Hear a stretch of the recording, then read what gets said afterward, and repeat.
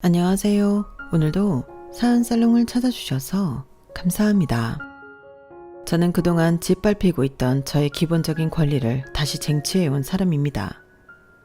손윗사람에겐 인사를 하고 식사를 마치면 상을 치우는 것처럼 그런 당연한 사실을 꼭 제대로 혼쭐을 내줘야만 아는 사람이 있어서 말이에요.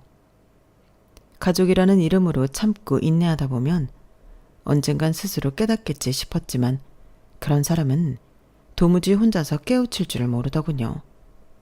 참고 참다가 결국은 제가 직접 나서서 알려줄 수밖에 없었던 지난날의 이야기를 여러분들께 들려드리겠습니다. 부디 재미있게 들어주세요. 저는 원래는 평범한 사무실에 다니던 직장인이었어요. 결혼 후에도 아이들을 키우며 요새 말로는 워킹맘으로 한동안 일을 했었죠.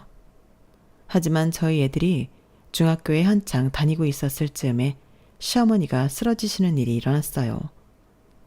시어머니는 홀로 40년 동안 반찬가게를 해오시며 워낙 주변 상가에 계신 분들 사이에서 인망이 두터우신 분이었는데요. 다만 평소에도 관절이 좋지 않아 고생을 하셨는데 그때 하필이면 일하시다가 무릎을 잘못 삐끗해 넘어지시면서 크게 다치신 거였어요. 다행히 평소에도 자주 놀러오던 빵집 사장님이 일찍 발견하시고 병원에 데려다 주셨기에 망정이지 정말 큰일 날 뻔한 사건이었죠. 어쨌든 그날 병원에서 저희는 시어머니가 류마티스 관절염이 진행 중이라는 청천벽력과도 같은 말을 들었고 시어머니의 병세는 하루가 다르게 악화되기 시작하셨습니다. 저는 오랜 고민 끝에 다니던 사무실을 관두고 전업주부로 전향하여 시어머니의 간병 생활을 시작했어요. 남들은 시어머니의 간병을 도맡아 하는 저를 대단하다고 해주었지만 사실 시어머니는 저에게 정말 친정 엄마처럼 잘해주셨기 때문에 제 입장에선 크게 어려운 결정은 아니었습니다. 직장을 관두기 전 고민한 것도 두 아이들을 키우고 있기 때문에 경제적인 고민을 했던 것이지 시어머니를 모시는 것 자체에 대한 고민은 아니었어요. 제가 시어머니 곁에서 밀착 간병을 해드리자 시어머니는 정말 미안해 하시면서도 고마워하셨답니다. 아가야, 정말 미안하구나. 내가 평소에 조금만 더 내 몸을 잘 돌볼 걸 그랬다. 나 때문에 이렇게 일도 못하고 하루 종일 굳은 일만 하니 어쩜 좋니? 아니에요 어머님. 어머님이 저에게 해주신 게 얼만데요. 저는 부모 없는 애라고 어렸을 때부터 하도 손가락질 당해서 절대 이런 집엔 시집 못 올 줄 알았는데 어머님처럼 좋은 분을 시어머니로 만나게 될 줄은 정말 꿈에도 몰랐어요. 제가 민성이 재성이 키울 때 어머님이 도와주신 거 이렇게나마 조금 갚는 거예요. 넌 본래가 심성이 바르고 착해서 뭘 해도 잘하고 어디 가서도 사랑받을 아이다. 오히려 너처럼 착하고 똘똘한 며느리를 얻은 게 내 복이지. 말년에 이렇게 간호도 해주고 말동무까지 해주다니 말이야. 우리 영애가 널 반만 닮았으면 좋으련만. 아가씨도 심성은 고운 분이세요.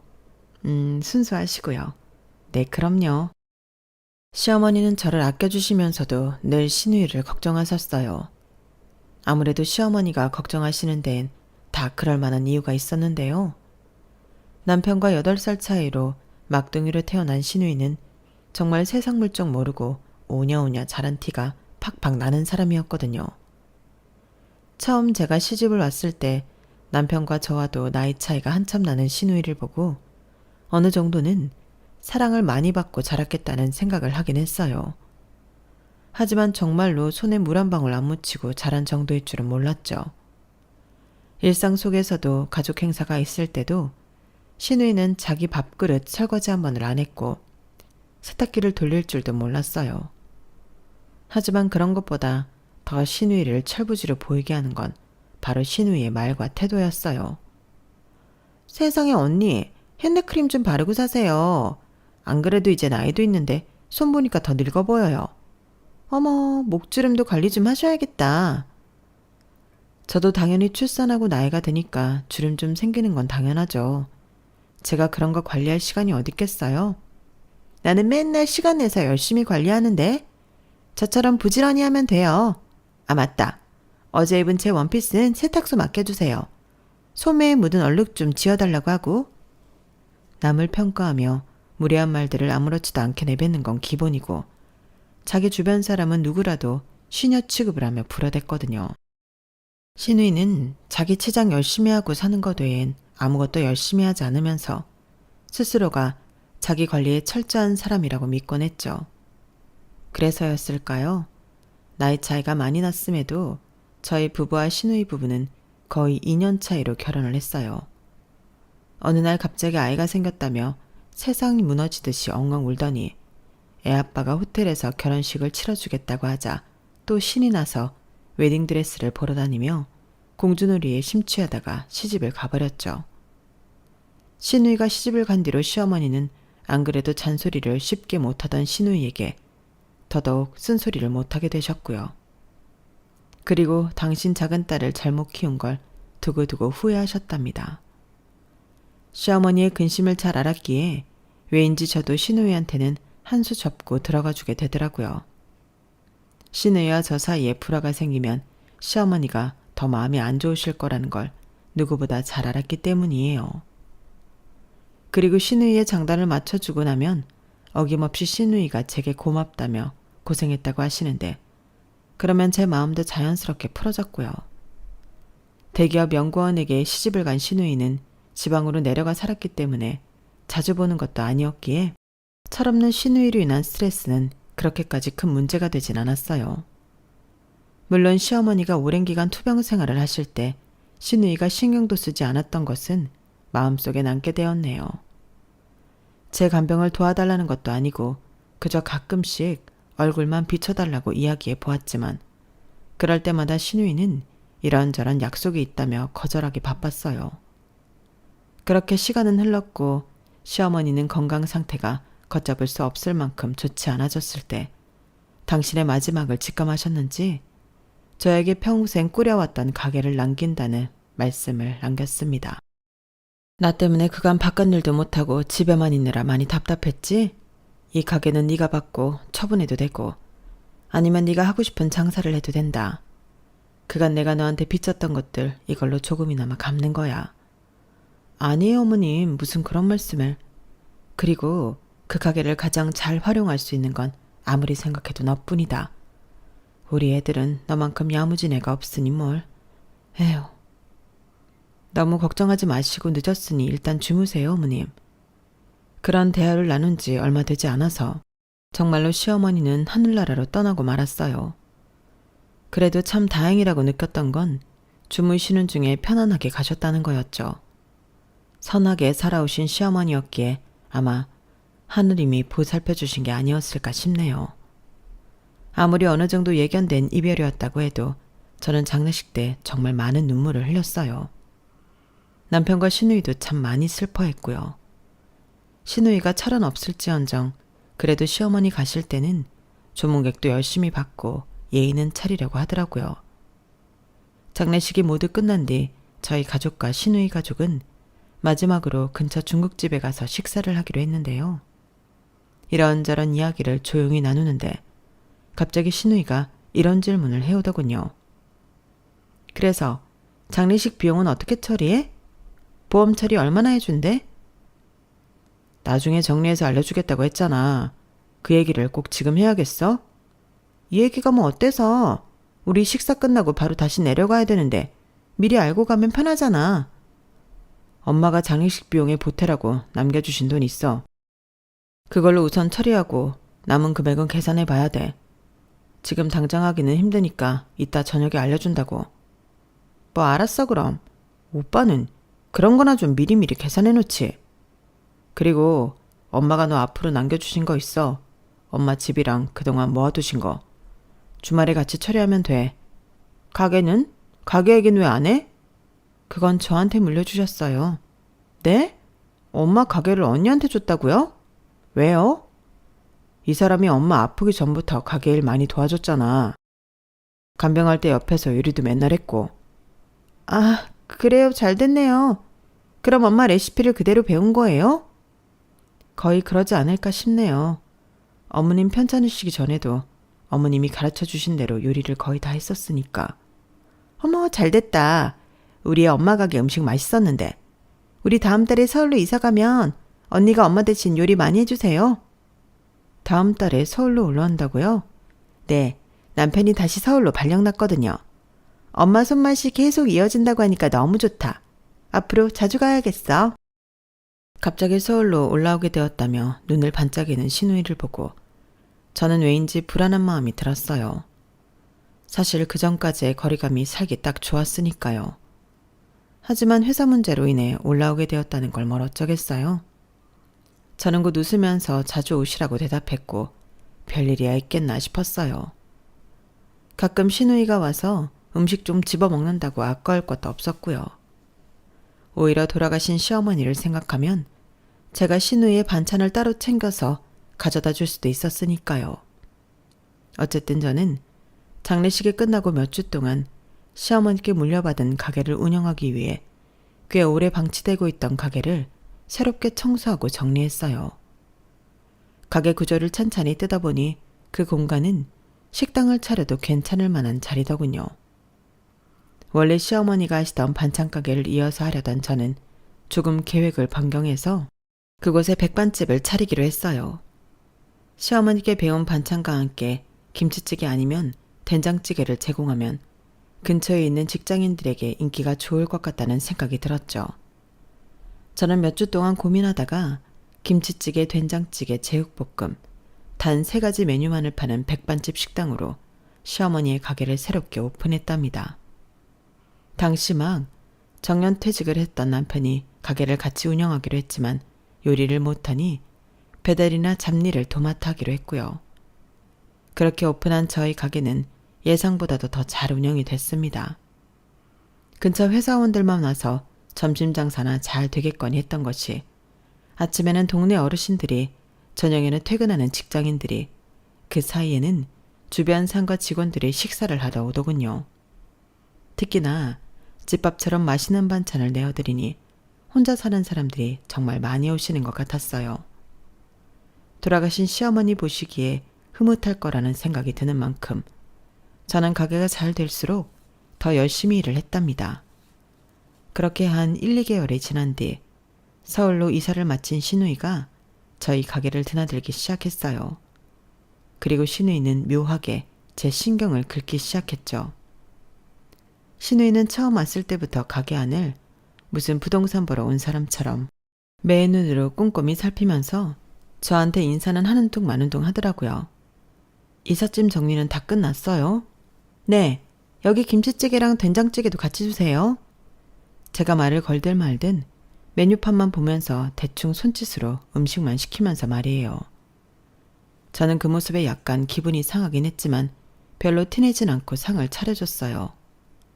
신우이는 제가 반찬을 놓고 물병도 가져다주는 모습을 한마디도 안 하고 깐깐한 눈으로 쳐다보는데 저는 무슨 TV에 나오는 유명 셰프한테 심사라도 받는 줄 알았네요. 언니, 김치찌개가 너무 싱거운 거 아니에요? 고기를 이렇게 많이 주면 대체 뭐가 남아요? 어머님한테 배운 대로 한 거예요. 고기 그 정도도 안 넣으면 손님들 누가 오겠어요. 라면 사리는 저렇게 그냥 쌓아두는 거예요? 사람들이 막 퍼가면 어떡하려고요? 여긴 거진 다 식사하러 오는 손님들이라서 라면 그렇게 많이 안 먹어요. 그리고 이것 때문에 여기 오는 손님이 얼마나 많은데요. 이거 그렇게 비싸지도 않고 손님들한테 퍼주기 좋아요. 수저는 개별 포장 같은 거 안 하세요? 이렇게 수저통에 전부 담아놓으면 개나 소나 다 손대는 거잖아요. 비위생적이게. 다른 식당이랑 별다를 거 없이 세팅하고 운영하는 건데도 신우이는 무리한 트집까지 잡으면서 이것저것 잔소리를 늘어놓았어요. 처음에는 신우이도 가게에 대한 애정이 있으니 좋은 마음으로 그러는 거겠지. 그렇게 좋게 생각하고 넘어가려고 했는데요. 한두 번 오고 말 줄 알았던 신우이는 그 뒤로도 몇 번이나 가게를 찾아오는 거예요. 그것도 올 때마다 5만 가지 잔소리를 장착하고서 말이죠. 그뿐만이 아니라 자기 친구들이나 주변 지인들을 전부 데리고 저희 가게를 찾아오곤 했어요. 그런 일이 여러 번 반복되니 마치 누구를 만날 때마다 저희 가게를 찾는 것만 같더군요. 언니, 지금 친구들 더 올 거거든요. 김치찌개 몇 개 부탁해요. 아이, 술이 다 떨어졌으면 그때그때 냉장고에 채워놔야지. 이 언니 참. 친구들이 더 온다고요? 자리가 없는데? 저녁 7시 이때쯤엔 사람 많은데 왜 이렇게 친구를 많이 불렀어요? 제가 저번에 밖에도 상 차려야 한다고 말씀드렸잖아요. 언니, 이 날씨에 밖에서 노상도 하고 그래야 손님들 더 많이 오지. 저희 가게는 술집이 아니고 밥집이라니까요. 언성 좀 너무 높이지 마세요.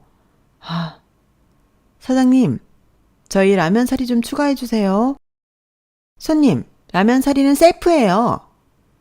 식사비를 턱없이 적게 내는 건 기본이고 얼토당토하는 무리한 요구에 심지어 원래 있던 손님에게도 막대하는 둥 신우이는 말 그대로 진상 그 자체였죠.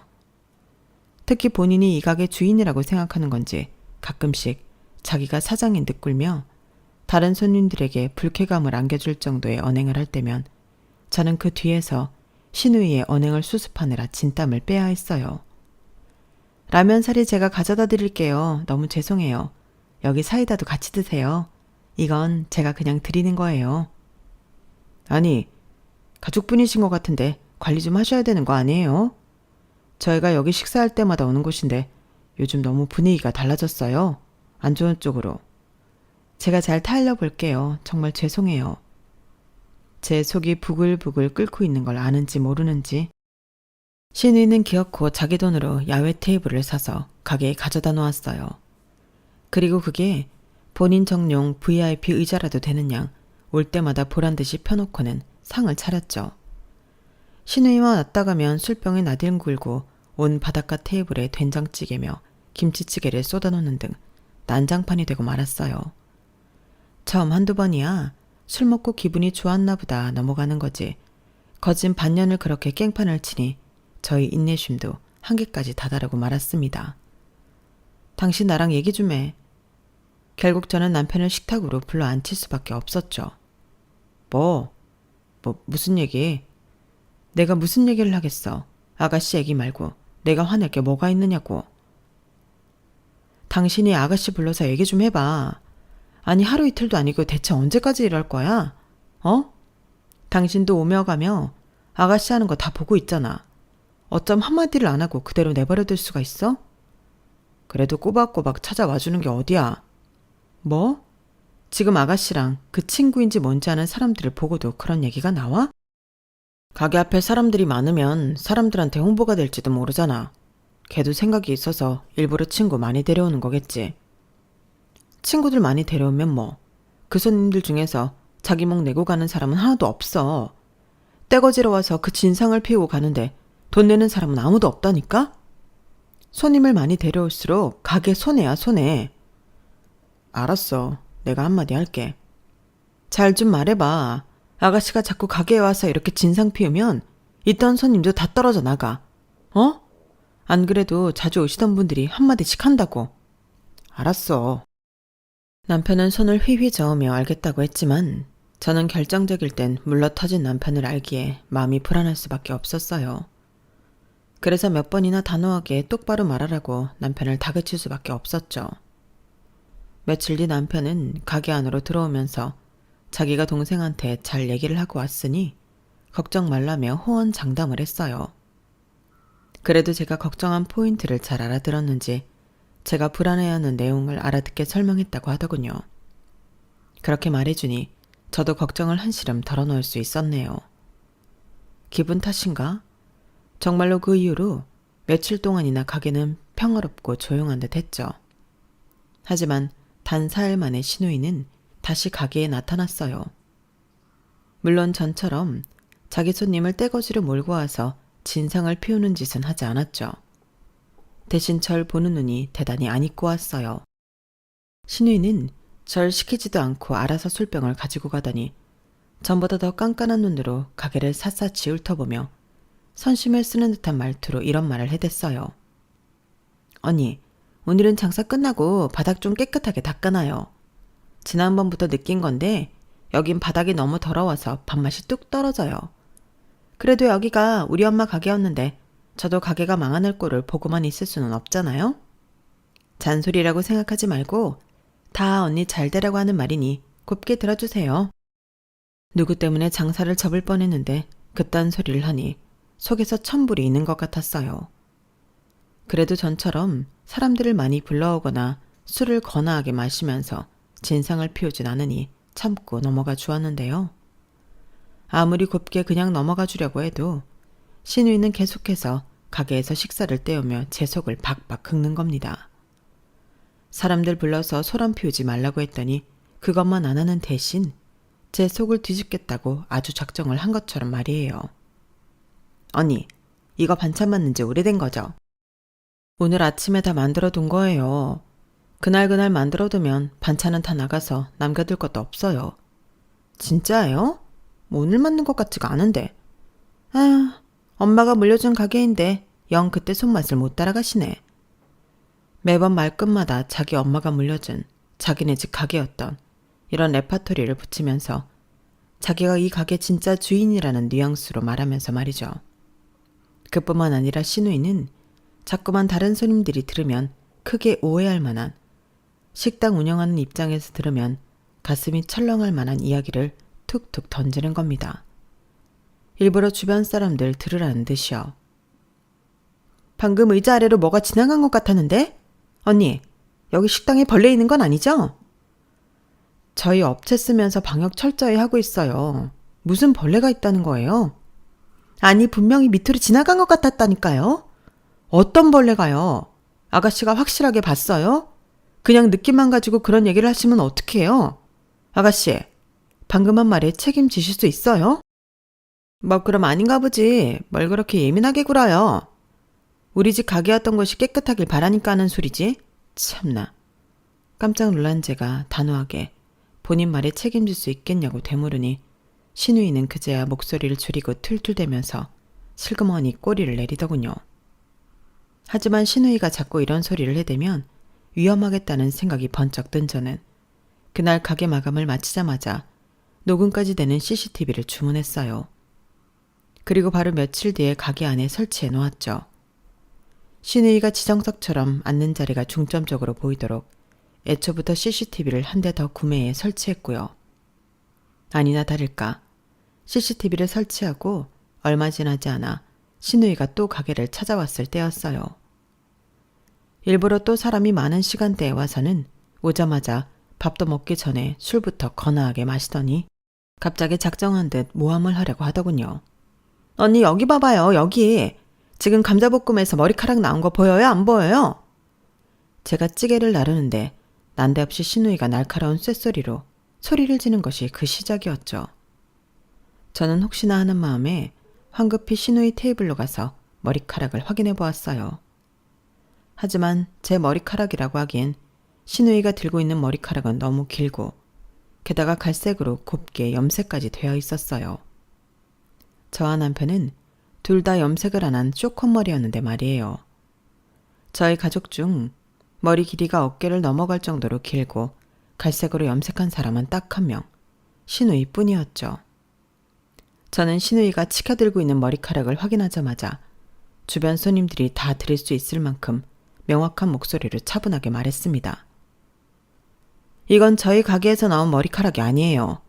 저희 가게에서 일하는 사람 중에는 이렇게 갈색으로 염색한 사람도 없고 머리가 이렇게 긴 사람도 없어요. 누구 머리카락이든 이런 게 반찬에서 나왔다는 것 자체가 음식 관리를 엉망으로 하고 있다는 거잖아요. 테이블 위에 음식 세팅해준 지 20분 지나서 저희 머리색도 아닌 머리카락이 발견된 게 100% 저희 가게 잘못이라는 건가요? 지금 이 머리카락은 길이도 색깔도 아가씨 머리색이랑 일치하는데요. 제 머리색 아니거든요? 이봐요 언니. 잘못을 했으면 잘못했다고 사과를 하세요. 그러면 제가 사람이 실수할 수 있지 하고 넘어가 드릴 거 아니에요? 왜 이렇게 박박 우기기만 하세요? 제가 저희 엄마 가게 관리 제대로 못한 거 가지고 뭐라도 하기라도 해요? 제가 관리를 소홀히 해서 일어난 일이 아니니까 그렇죠. 자꾸 허위 사실 얘기하면서 영업방해 하실 거면 이만 나가주세요. 다른 손님들한테 패끼치지 말고.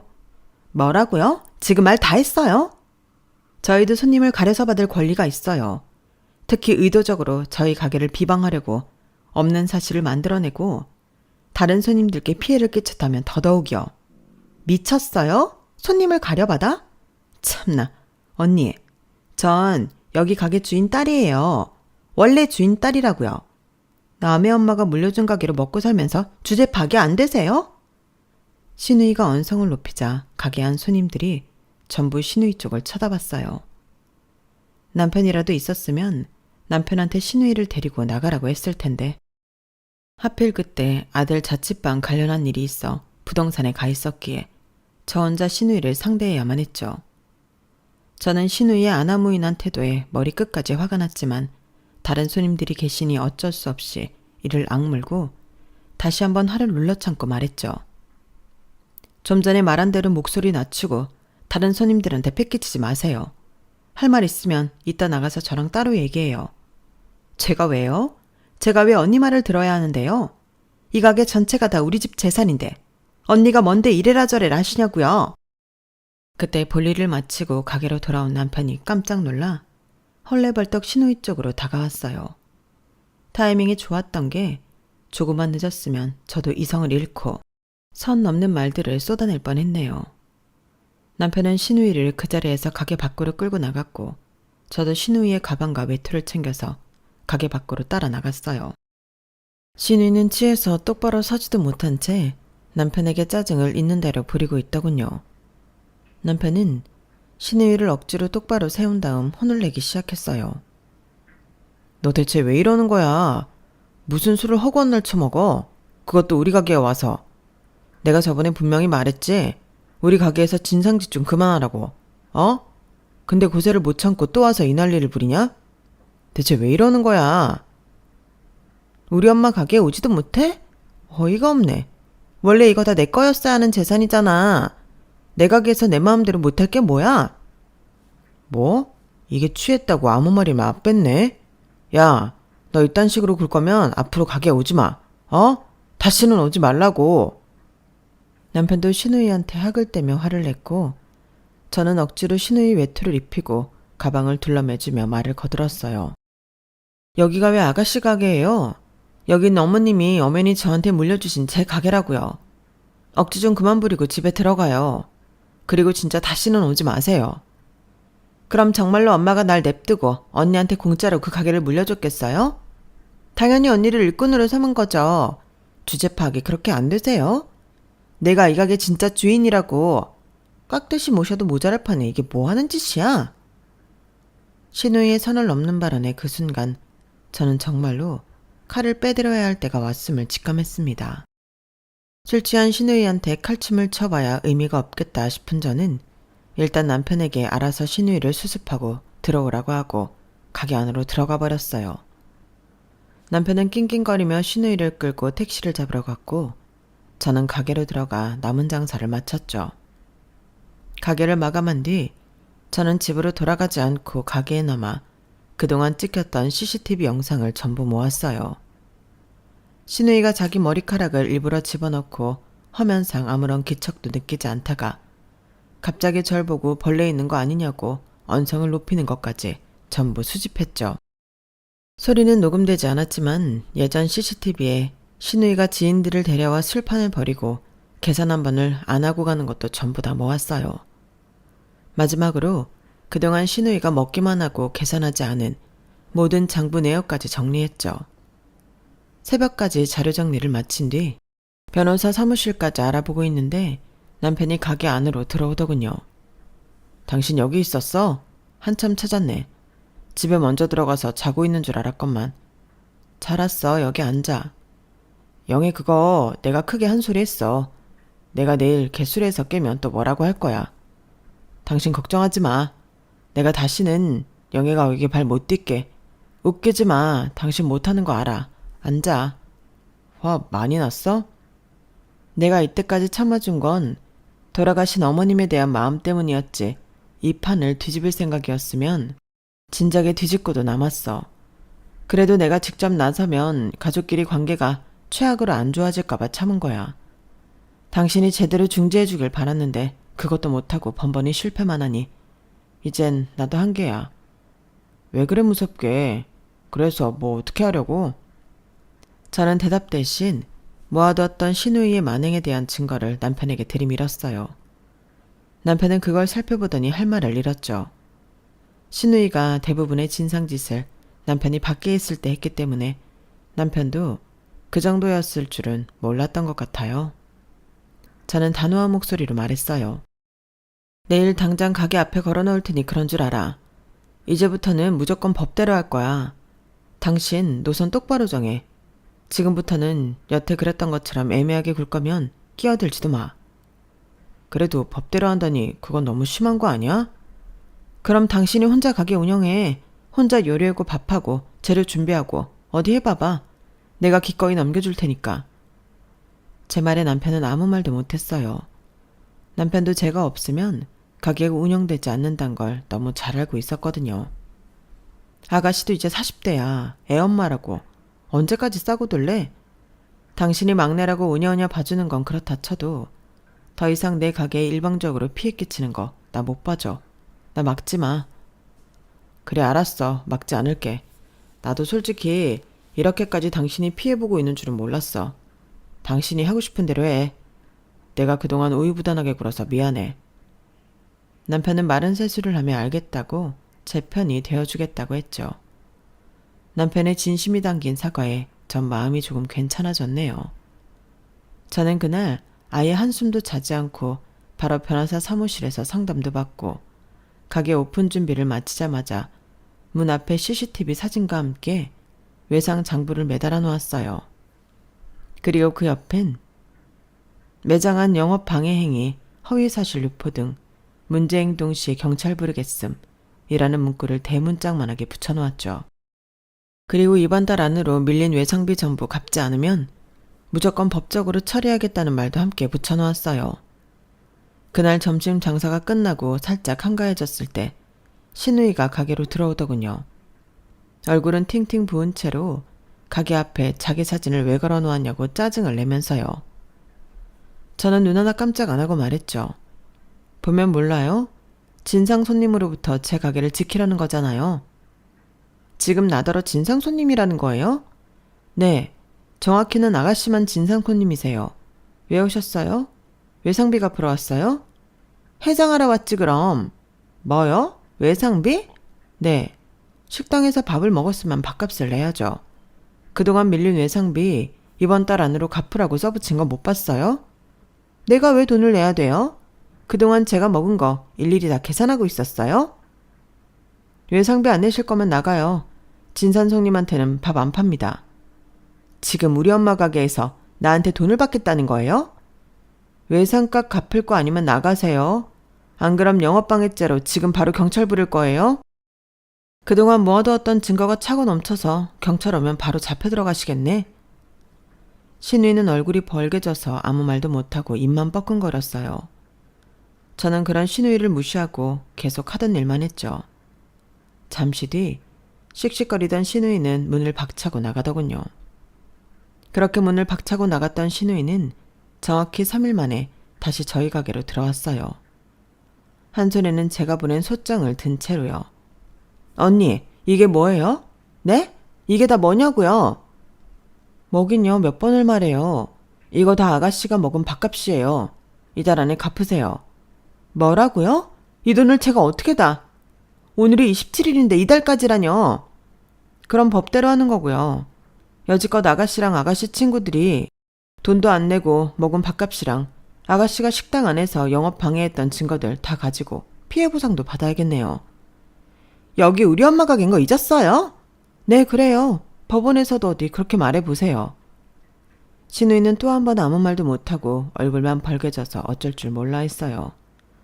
저는 그저 돌부처처럼 제가 할 일만 묵묵히 했죠. 외상비가 1,000만인 단위였으니 3일 만에 어디서 구해오기가 난감하긴 했을 겁니다. 제가 그런 신우이를 보며 그러게 남의 가게에서 마음대로 술을 괴짝으로 마시기 전에 정신을 차리지 그랬어요. 하고 한마디를 툭 던지자 신우이는 절 죽일 듯이 노려보고는 문을 박차고 나가더라고요. 그 모습을 보니 마음이 통쾌하긴 했네요. 근 1년 동안 갑갑했던 마음이 뻥 뚫린 듯이요. 다음날 저녁 신우이는 도저히 방법이 없었는지 저희 집으로 찾아왔어요. 이번에는 제 남편을 현관으로 불러내 있는 힘껏 징징대기 시작하더군요. 눈물까지 쥐어 짜내면서요. 하지만 저희 남편은 생전 처음 보는 단호한 모습으로 신우이의 말을 딱 잘라버렸어요. 그러게 누가 그렇게 술을 괴짝으로 처먹으래.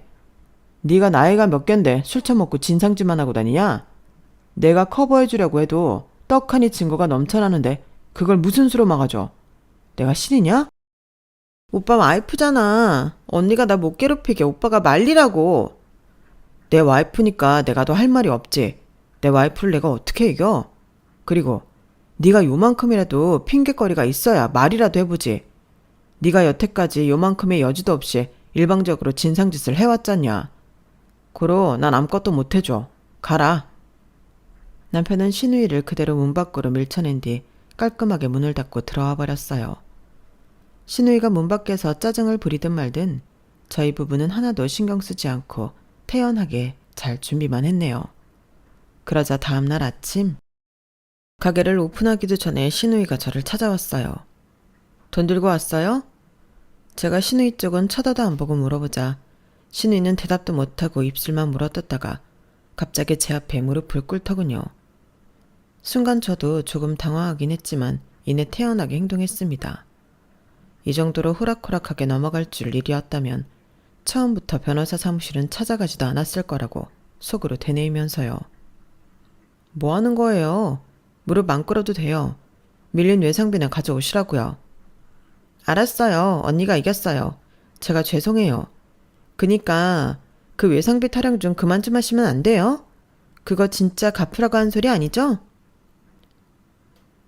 진짜 갚으라고 하는 소리가 아닌데 소장까지 적었겠어요? 그거 변호사 사무실 가서 적는 것도 다 비용 들어요, 아가씨. 저 장난하는 거 아니에요. 돈 가져온 거 아니면 이만 나가세요. 사과할 기회는 그 전에 이미 충분히 드렸고 그거 전부 본인이 걷어찼던 건 아가씨예요. 이제 본인 행동에 책임을 지세요. 아니, 어떻게 이렇게 매정해요? 제가 잘못했다니까요. 잘못했다는 말로 그 빚이 다 없어져요? 무슨 논리가 그래요? 저 진짜 돈 없어요. 언니가 소장 보낸 거 남편이 다 봐버렸다고요. 가뜩이나 남편이 카드도 다 막아버려서 돈 없는데 여기서 밥도 못 먹으면 전 어떻게 살아요? 그걸 왜 제가 봐줘야 하는데요? 일을 하세요, 일을. 일해서 돈 벌어서 밥도 드시고 외상비도 갚으세요. 제가 이 나이에 할 줄 아는 게 뭐가 있다고 어디 가서 일을 구해요. 신우는 결국 닭똥 같은 눈물을 뚝뚝 흘리며 신세한탄을 하기 시작했어요. 본인 자존심에 스스로의 치부를 드러내는 소리를 하기 죽도록 싫었을 텐데 정말 어쩔 수 없는지 줄줄이 자기 사정을 이야기하더군요. 신우이는 지방에서 살 때부터 자기 친구들이랑 술 먹는 걸 너무 좋아해서 한 달에 술값만 200~300만 원을 쓸 정도로 놀기만 했다고 해요. 그게 싫었던 신우이의 남편이 신우이 가족이 있는 서울로 올라오면 행동이 바뀔까 하고 서울로 직장을 옮긴 것이었는데요. 하지만 서울로 올라와도 신우이의 술버릇이 고쳐지지 않자 카드를 다 막아버리고 용돈도 주지 않았다고 합니다. 돈은 없지만 술자리를 끊을 수 없었던 신우이는 제 가게에 맨날 찾아와서 공짜 밥과 술을 얻어먹은 거였고요. 제가 보낸 소장을 본 신우이의 남편은 알아서 이 문제를 해결하지 않으면 이혼도 불사하겠다며 불같이 화를 냈다고 해요. 어떻게든 위기를 모면해야만 했던 신우이가 생각해낸 유일한 방법이 저를 찾아와 무릎까지 꿇으면서 싹싹 비는 것이었던 거고요. 신우이의 이야기를 들으니 신우이의 인성과 상관없이 그냥 처지가 딱하다는 생각이 들더군요. 물론 저야 어려서부터 일을 하고 성실하게 살아야 했던 사람이니 그게 몸에 익혀진 거지 신우이는 평생 오냐오냐 이쁨만 받고 자라서 스스로를 책임지는 방법을 전혀 모르는 것 같았거든요. 저는 가만히 생각을 하다가 신우이한테 이런 제안을 했습니다. 그럼 저희 가게에서 일하세요. 매일 저랑 똑같이 일하고 아가씨 월급 중 일부는 제가 알코올 의존센터 치료비로 먼저 결제해버릴 거예요. 그러니 거기 가서 꾸준히 상담도 받으세요. 상담비를 제외한 금액도 반은 외상비를 갖고 반만 드릴 거예요. 이 조건으로 일하시겠어요? 여기서요? 나 요리 못하는데? 그럼 이혼 당하시든가요. 외상비도 알아서 갚으시고. 알았어요 그럼. 신우이는 울며 겨자먹기로 제 제안을 받아들였어요. 저는 그날 바로 신우이에게 머리는 까맣게 염색해오고 화려한 손톱도 전부 말끔하게 지우고 오라고 했습니다. 그리고 바로 다음 날부터 신우이와 함께 일하기 시작했죠. 제 결정을 들은 저희 남편은 오히려 저에게 너무 고맙다며 자기가 일을 똑부러지게 가르치겠다며 나섰어요. 진작 그랬어야 했는데 말이야. 내가 영애고고 이제 배달도 시켜먹고 재료 손질도 전부 시켜야겠어. 당신은 걱정하지 마. 내가 다 알아서 할게. 당신도 재료 손질 잘 못하면서 누굴 가르쳐? 오버하지 말고 얌전히 있어. 당신이 영애 사람 만들어주니까 고마워서 그렇지. 너스레를 떨던 남편은 의외로 정말 신우이를 철저하게 관리 감독했어요. 신우이가 요리는 물론이고 서빙도 제대로 못하자 끊임없이 잔소리를 하며 조금이라도 나태해지지 않게 했죠. 신우이의 남편도 신우이가 저희 가게에서 일한다고 하니 반색을 하며 저희를 찾아왔어요. 저희 부부한테 선물까지 들고 오더니 신우이 몰래 외상비를 다 갚아도 계속 일하게 붙잡고 있어달라고 부탁을 했죠. 가족들이 전부 제 편을 들어주니 저도 수월하게 신우이를 데리고 장사를 할 수 있었답니다. 신우이는 처음에는 찌개가 뜨겁다고 울상, 재료 손질하다 손톱 밑이 물들었다고 울상, 아주 매일같이 징징대더니 약 4개월이 지난 요즘은 수월하게 일을 하고 있어요. 손님들한테 좀처럼 친절하게 응대도 못하던 사람이 조금씩 손님들이랑 웃으며 얘기도 할 수 있게 되었고요. 알코올 의존증 치료도 꾸준히 받으면서 지금은 술을 안 먹은 지 한 달이 훌쩍 넘었답니다. 이제는 안색도 좋아지고 같이 가게 오픈 준비를 할 때면 두런두런 담소도 나눌 만큼 저희는 가까워지게 되었어요. 중간 과정이 힘들었지만 돌이켜 생각해보면 결국 이렇게 서로 잘 지내게 되어 시어머니가 하늘에서 보시기에도 좋아하실 거라는 생각도 드는 요즘입니다. 제 이야기는 여기서 마치겠습니다. 들어주셔서 감사합니다. 가족과 잘 살 수 있도록 응원해주세요. 그럼 다들 행복하시고 부자 되세요.